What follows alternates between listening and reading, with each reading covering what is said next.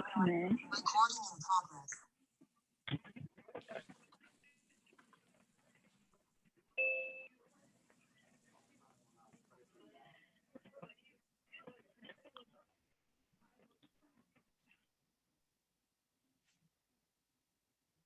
Well, as people keep, logging in, I'll just go ahead and get started. Just welcome everybody who's here. I'm Sherry Dunaway, and I'm the mentorship director for First Gen MD. I'm so excited to see all of you guys here today.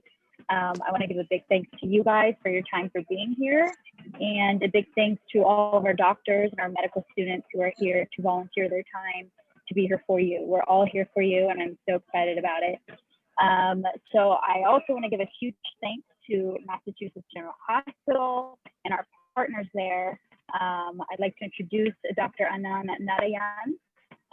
He is a radiologist at Mass Gen.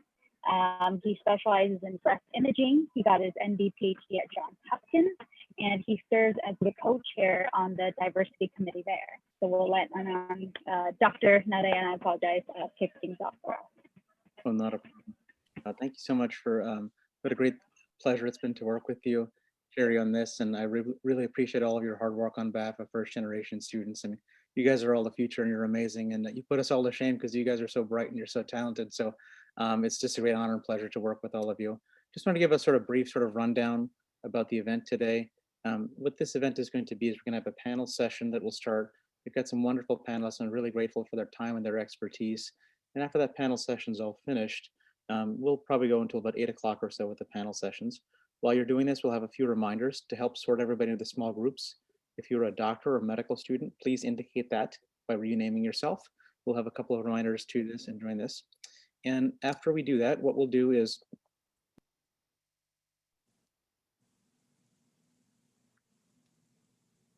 we will have small groups that the small groups will last about 15 minutes or so. And you'll have a chance to interact in a much more personal setting with several different doctors and medical students across the country. And after that's finished, we'll rotate every 15 minutes or so. So we'll have 4 small group sessions. We'll switch everybody around so you get a chance to meet some different people. So that's pretty much the event as it is. We'll give you a warning or a heads up when we're switching small groups. And if you feel like you connect with somebody, if you feel like you had some conversation that was very valuable, please feel free to reach out to us and we can connect with you afterwards. So thank you so much once again. I want to turn things over to Dr. Dan Chande, who is a superstar resident at MGH. He is the co-chair of our education subcommittee, and he's done an amazing job helping to lead lots of events for our education subcommittee. And we're so proud of all the events and the great stuff he's led. And let me turn things over to you, who will be our moderator for the session. Hey folks, my name's Dan. I'm a radiology resident at Mass General. So we have some great people to do a little panel discussion like Anand mentioned. So I'll let them introduce themselves, starting with Sherry, who is muted. So sorry, guys. I'm Sherry Dunaway. I'm a neurology resident and the mentorship director for First Gen MD. So glad to see you guys all here.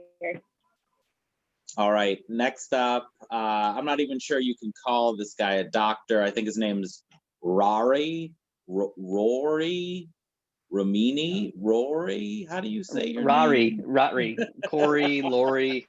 I've gotten all of the above. Hi, everyone. I'm Rory Cochran. I'm one of the MGH IR/DR residents, and I'm happy to be here tonight and glad you're all tuning in. Look forward to visiting with all of you.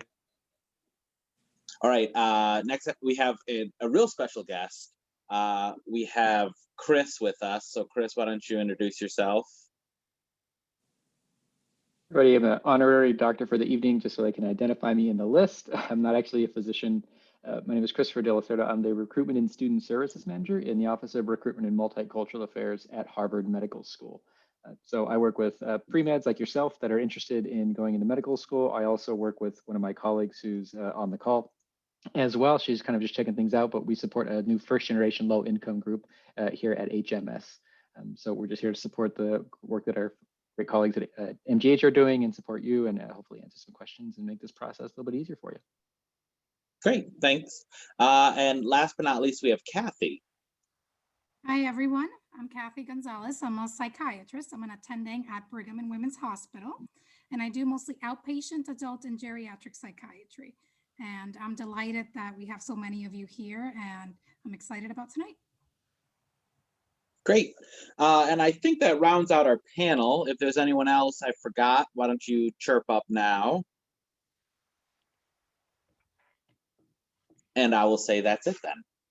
All right, so you guys, you individuals out there had sent Sherry some questions. Sherry put a list of questions together and we'll go over some of them. And you'll also get a chance to talk with us and each other and additional doctors in these small group sessions. So if you think of a question, don't worry, there's always a chance to ask somebody. So first up, we have a nice question for Sherry. What was the best piece of advice you received that helped you in your medical journey?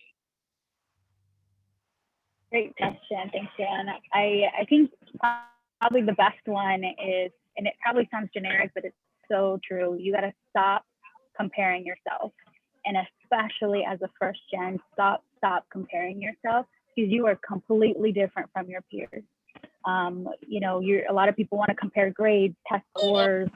They want to compare shadowing experiences, clinical research stuff. You cannot compare with what your peer is doing, because you as a first gen are different. You're coming from a different spot in life. Perhaps your peers have more resources than you do. So when you start comparing, it really affects you negatively. So biggest piece of advice, don't compare yourself in person or online. Stay away from those, you know, student doctor networks, those Reddit chats. This is no good for you because it doesn't apply to you. Make your own path and stop comparing yourself is my biggest advice for you. You're gonna have to carry that through all the way through med school, all the way till you're a doctor. Interesting. You know, everyone dreads writing their personal statement. Did you talk about being a first generation medical student in your personal statement? I did. I think that it really does set you apart. You have lived experiences that some of your peers that are maybe more privileged don't have. So I did talk about that, and I talked about just kind of my upbringing, and I think it makes you unique, and I think everyone should talk about that. Great. All right, next up we have Rory. Rory, what did you wish you knew as an undergrad before applying into the medical field? Great question. So everyone knows it's very, very competitive in medicine, but I think that are getting into medical school, but I didn't really appreciate how competitive it was, especially as a first generation college student. You don't have all the advantages that a lot of other people might have. And then some of that's just insider knowledge. So just on kind of knowing the ins and the outs and how important certain things are. I didn't really appreciate how important the MCAT was towards getting into medical school. I took it very, like, you know, on a whim. I drove to Vegas and I took it I drove from Southern California out to Vegas and I took it and didn't do well. Big surprise. So I think that, and I ultimately had to go back and study hard to take the exam. But my point is that just, I think taking the time to ask questions, and most people are willing to, you know, provide advice and you can take it all in and get it back. And then also kind of learning about some of the non-traditional pathways, or the pathways that are less discussed, like Dan's an MD, PhD, so is Adnan. And I think just understanding like what those pathways are and the benefits of going down something like that. I did a PhD before medical school, and in retrospect, I say that I really wouldn't change anything, and I genuinely wouldn't. But had I known about an MD PhD pathway, I probably would have gone down that way instead of going a PhD MD pathway. Yeah, I did the same thing. It was a terrible idea. But I've never driven to Vegas to take the MCAT, so that's a you thing. All right. So, Chris, you have a lot of understanding of kind of like medical students, because while we are individually single people who made it through, you see tons of people who make it through every year. How can you make yourself stand out as an applicant to medical programs? I think actually Dr. Dunaway touched on two really important things. I think that really are core in this. And one is not to worry about comparing yourself to other people. right? It's really dangerous to like see a physician or a med student that you're really driven by. You see they're doing really cool things, and then try to compare yourself to them and see like, oh, this is what Dr. So-and-so, or this is what this medical school student, this med student did, and they got into that school. You're just you're setting yourself up for some disappointment, right? Because you don't really know the background and the backstory to, how they got different chances, or, is this something they really wanted to do at the time? So there's a lot of things that you're not going to know when you're looking at somebody's CV, or, meeting them in one of these sessions. So kind of just keep that in mind. Don't compare yourself to other people. And along those lines, don't try to compare yourself to what you think a medical school wants to see or hear. Because what we want to see or hear is somebody who really knows why they want to do this. And that's going to be pretty unique to each one of you, right? There's going to be an experience, a collection of experiences that really drive and push you towards medicine, and even push you away from other things and towards medicine. So all of that really is going to, really come together over the course of your application components, over the course of your interview. Speaking of which, practice your interviewing. Nobody is naturally a good interviewer. I met a lot of people who think they are, and they just means they can talk a lot and they feel comfortable meeting new people. But you can lean into those skills that you might have. Maybe you do feel comfortable jumping into a room of new people, and that energizes you. So that's great. You can lean into that skill and you'll feel a little more comfortable maybe in an interview setting, but it doesn't mean you're a good interviewer. So you got to learn how to answer questions, give examples, that sort of thing. So really put some practice into that, and you're going to use that really your entire life, right? You're going to use it for jobs and internships while you're still an undergraduate, then when you're getting into medical school, eventually for residency, when you're applying for jobs in different places. So it really is a universal skill, really important. And the other piece that was mentioned in that first question was that your background as a first generation student is really valuable. But it's only valuable if you put it out there for people, right? If you think about the different ways that, even people on this call maybe identify themselves as first generation, right? If you don't give some context and some frame for the skills and the value and what you're bringing to the table as a first generation, undergraduate or first generation doctor, then they might make their own assumptions, right? They're going to layer something on top of your story and your experience that's not true to you. So you've really got to put that out there, because there's definitely some strength there. And I think another key piece thinking about putting together an application is get a lot of eyes on it in various components, right? You may or may not have advisors that can read things and review things. You might have, alumni from your undergraduate institution that can do that for you, right? There are going to be people in there, and it might be hard for some of you. You might have to search more. So it's going to force you to really broaden that network, but they're out there. So have different eyes on things, and put that time and energy into your application, because you can do it, right? You can become a physician. You can get to medical school. It's just going to take a little bit of work. Great, thank you. And Kathy, as the resident psychiatrist of the group, what do you do to handle / prevent burnout and motivate yourself to keep going as you're an undergraduate kind of slogging through college, looking at this med school on the horizon? And I'm kind of a little bit further away from undergrad and med school, but in the past, what I tried to do was ultimately learn to know myself, because many times when you're on the go, you really don't stop to think about how you feel or how stressed or not stressed you are. And what helped me back then, and actually still helps me now, is try to figure out, am I doing something that I enjoy? And many times we do things that we don't, studying all day and not doing much is not enjoyable all the time. And trying to schedule things that you like. For me, it was, in college, I actually every day try to at least walk or do some sort of physical exercise, either with friends or by myself. I always made a point of, being around people during, say, weekends, so that everything did not become, study, and not have any other life. And I still do that now, especially, as you go through, medical school, residency, fellowship, and attending life, the stress level does change, but it remains this way. So I think it's something that we all need to take care of, even now. Right now with COVID, I'm still scheduling Zoom calls with a couple of friends at least every other week, because if not, it won't happen. I still have to try to make time to do some exercise. I try to sleep as much as I can. I try to keep up with, the basics, especially when things are so chaotic around us. So especially, during difficult, study times, making sure that Are you enjoying this? You know, is this something that even with all the stress, do you feel it's something that you enjoy? And it's going to be even more important, for example, in medical school, when you're trying to decide what to do in residency. And I think as we'll talk maybe later in the small groups, it really helped me decide what residency to choose. Is what do I like, what makes me happy? And ultimately for me, it was psychiatry versus pediatrics, which is what I thought I liked at the beginning. So it's a lot of introspection. Now, it's easy to catastrophize as as like a college student looking out and seeing how hard it is and hearing how hard it is to get into medical school, and you get a B on a test or your GPA isn't high enough and you're worried, and suddenly that becomes, I'm not good enough, I'm never going to make it in. Are there tips? Are there tricks? Like, as a psychiatrist, how do you maintain that motivation and kind of self-assurance that it's going to work out in the end? Sure.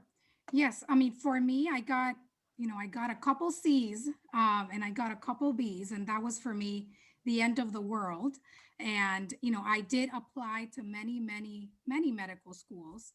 And ultimately, I didn't get into all of the medical schools that I wanted, or even my first two choices. And I ended up going to University of Puerto Rico, which is kind of where I grew up. That's where I'm from. And ultimately ended up being a really good life plan for me in terms of, financial and friends, family. I met my husband there. So it was ultimately a great plan. So ultimately knowing that, you try to do your best, you try to, stay sane and try to stay happy in spite of all the chaos, knowing that, you're trying your best, you're doing as much as you can. You ask for help if you need it. Something I didn't do was I really did not ask for help. I was a little shy, especially during college and med school, and people are out there and they really want to help you. And I felt like I could have asked for more help. And I didn't. So asking for help if you need it, if you feel things are not, if things are getting overwhelming is important. Great, thanks. And in that same kind of vein, Sherry, did you have to deal with any failures in undergrad or medical school, and how did you overcome those? Yeah, great question. So kind of being a pre-medical student and going into med school, a lot of us are, kind of overachievers. And I had always gotten A's and B's from high school to college. And it wasn't until my very first quiz in medical school that was the biggest wake-up call, my very first ask. And I'm like, oh my gosh, like I suck. But I kind of internalized that. I took that grade and I internalized that. And that's the last thing that you should do, because you cannot identify yourself with a score or a grade, because we're kind of ingrained to do that all throughout high school, college, and even in med school. People still do it. We get so caught up with a score, with an MCAT score, with your grades and your test exam scores, that we identify with those scores, but it's really wrong to do that. And so I actually, that hit me really hard. And I said, wow, I failed my first little test in med school. Like I catastrophized, Dan. I said, I'm not meant to be a doctor. Oh my gosh, like I'm in med school and I'm failing. Like, does this mean I'm not meant to be a doctor? And it took a lot of introspection, Catherine, and I really had to talk to our school counselor about it. So I'm like, I don't know what I'm doing. Am I just a failure? Like, am I not cut out for med school? So I kind of it was weighing down on me, that failure was really hung up on it, because I'd never experienced failure before. And so I talked to my counselor. I went to week and kind of sorted through that. And I had been taking that and saying, wow, what if I'm actually dumb? So a lot of times going through these things, we think that we're dumb, because again, we're internalizing those bad scores, and sometimes we think we're dumb, we're not good enough. So I had to work through that and challenge those thoughts, and just kind of sort through that on my own. And it took a lot of time, a lot of patience. But once I was able to do that, I was able to realize failure is actually part of the equation of success. You cannot get to success without any failures along the way. You guys know like Thomas Edison, how many times did he fail with the light bulb before we got it? That's exactly what's going to happen to you whether you fail in undergrad or high school or in med school. You're going to fail, so kind of be mentally prepared for that and learn from it to be able to move on. That's kind of my spiel That's on great. Yeah. And kudos to you for not ever failing anything until med school, because I did not have that kind of life. All right. So next up is Rory. What inspired you to do interventional radiology? You, Dan. You did. You did. Thank you. So, and kind of like what everybody's been saying, you kind of go with the flow and kind of take things as they are and be in the moment and really take the most for those moments and kind of go with it. I actually, IRDR program with Dan, or Dan's, we're in the same diagnostic program. I didn't think I'd like diagnostic radiology at all. So I actually didn't give that any thought at all. And I just kind of fell into IR just by being curious. So I think in the sense that I just wanted to try everything, I thought, you know what, this is a great opportunity. And when I got into medical school, I wanted to try every specialty. So I rotated in, I feel like, everything that I was interested in. And IR actually was one of the last ones I actually didn't just kind of discovered along the way. For those that are interested, and I'm happy to talk about more about that later. But I think my overall point here is just, you never know what you're going to like, especially when it's something that you don't know what you don't know. One of our attendings always says. So I think just being in the moment and kind of taking for what it is and getting the most you can out of it, you can really surprise yourself in what you might like. And IR made sense for me for many, many different reasons. All right. And this brings us to another good question for Chris. Obviously, med students come in having done everything, many of them with like school and research and all these projects. Do you have advice for medical students juggling all these things, or for even college students as they're trying to figure out how they apply to medical school, what things they should be involved in? Can it be too much? Yeah, so this is back to part of the first answer, right? Don't try to compare yourself to other people that, again, you don't know what they're doing. Not everybody, who attends HMS has, a published paper. There's a large number that haven't done more than like a year of research, right? I know that's a big sticking point. It's like, oh, I've got to present at multiple conferences and this, that, and the other. If you love research and you want to dive into it and you're passionate about it and you find it's engaging and exciting, then do it. If you don't, then learn the skill and walk away, right? Learn how to ask a good question, use the resources at hand to try to answer that question, right? Develop those research skills, but move on to something else. So try a different type of research. So I'll use research as a good example in that way. You kind of can extrapolate that out to the different components, right? You don't have to have thousands of hours of volunteering or anything. Shadowing is going to be very few hours because you're literally a shadow kind of, right? You're trying to stay out of the way and behind things, right? So don't worry about racking up tons of hours. Worry about, if this is something I know I want to do, then if I get little tidbits of research, little tidbits of volunteer or shadowing or engagement over time, it all adds up and, can fold into a really strong application. Becoming organized, if you feel like you're disorganized, just know that you can't just try to keep things in your head. You've got to write them down in some capacity. And there is a spectrum that you're going to fall on between a pile of crumpled up Post-it notes, that's probably me most of the time, to scheduling every hour of your day that you're awake, right? Somewhere in between is where you're going to fall. So try some things out, ask people when you have the chance, ask, older peers, again, ask med students, residents, physicians, like how do they stay organized? Ask staff members, advisors at your schools, ask people for advice on what works for them. You'll find things that work for you and things that are like, oh, that doesn't work for me. I don't want to have 2 hours on my Saturday that's labeled as fun, because I've actually seen that on a calendar, but that worked for somebody. And I think the other big piece is don't make your entire life and every decision you make revolve around medical school. And what I mean by that is that, as you have different opportunities to explore, if it's between something that you're like, oh, that'll look really good on a med school application, or I'm really excited or engaged in this thing that has nothing to do with medicine, do the thing that has nothing to do with medicine.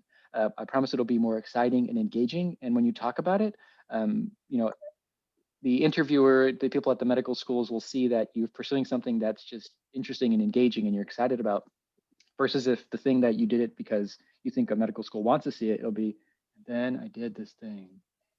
And it was so important to my development. And right, that just like, I have literally seen that face on interviewees, coming to campuses that I've been at before, because that's the approach they take.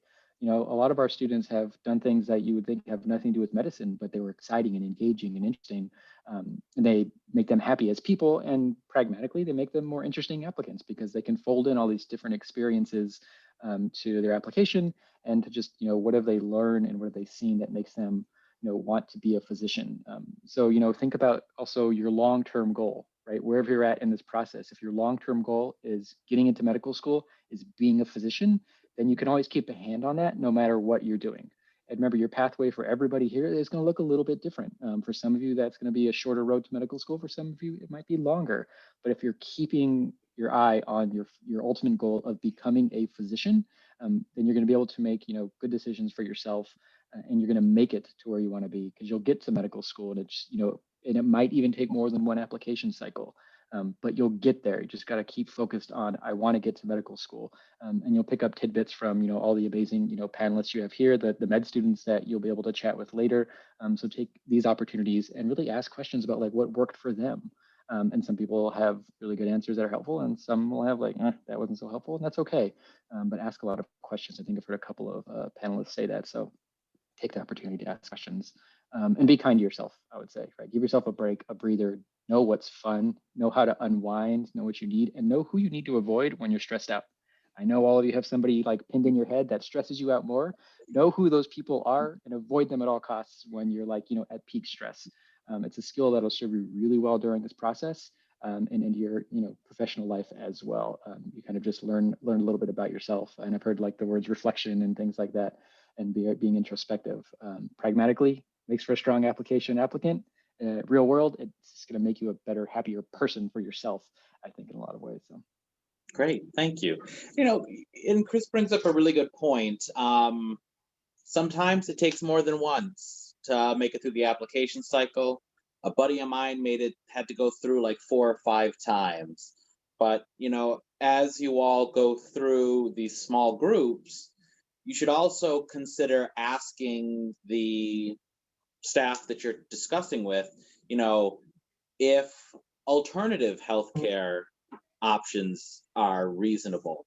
If you ask me, I say I advise anyone who's interested in medicine, interested in caring for patients, they should also really consider physician's assistant. Obviously, assistant is in the name, so you think that means you're always going to be beholden to someone. But in many states, physician assistants are now practicing independently. Same with nurse practitioners. So it provides an alternative pathway, one which is shorter and has much less financial burden. And maybe that's right for you. And so, if your goal is to take care of patients, there's always a way you can do it.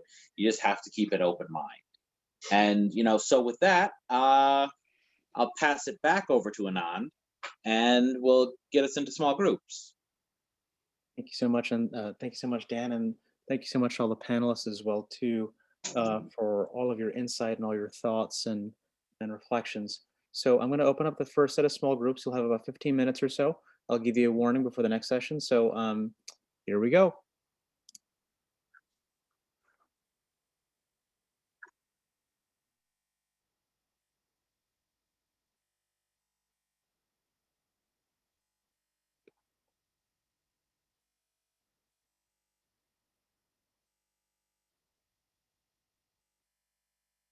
I can do that.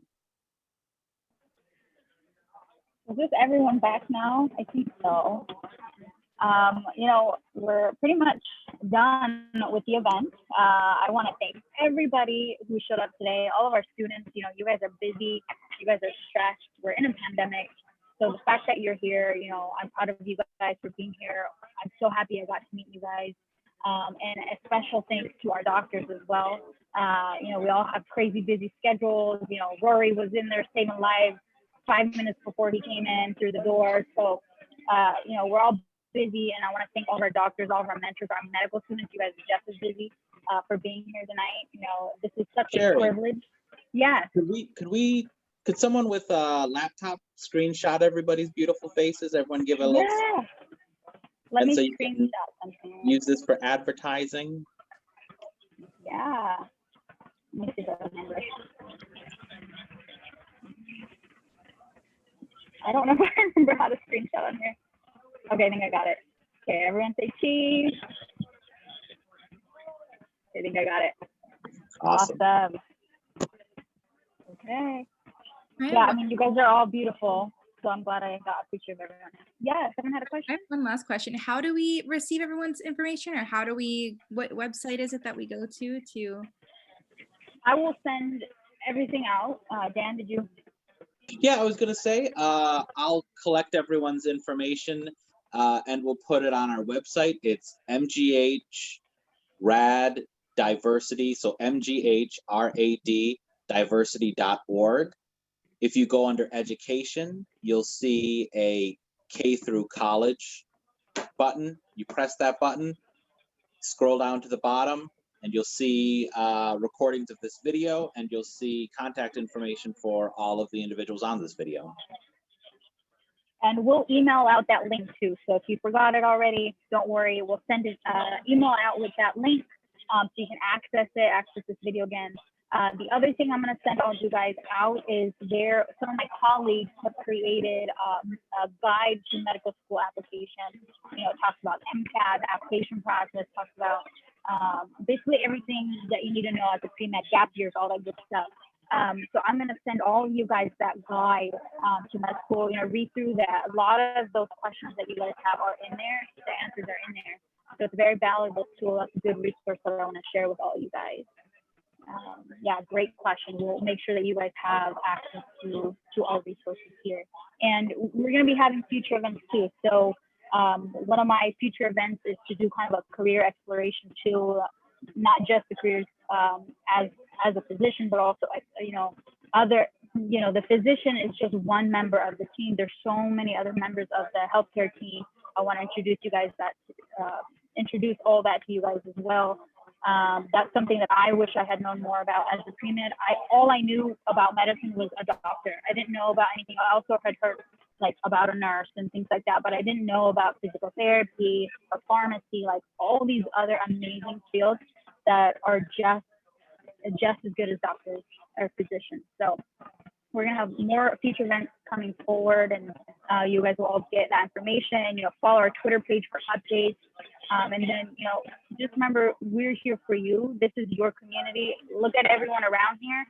We are all, you know, here for each other. This is our community. This is our Christian community. So I'm really privileged to be here standing or sitting in front of all your beautiful faces right now. So thank you all again for being here. Anything else, just send us an email. You have our email at Christian MD. Find us on Twitter. I hope you guys have a great night. I hope that you guys left with a nugget or two of wisdom from one of our doctors. And I hope that you're inspired to keep pursuing your dreams. That was my goal for tonight. So thank you all, and thank you guys and our doctors from Massachusetts General Hospital. I hope you guys have a good night. Thank you. Bye. Thank Have a you. nice night.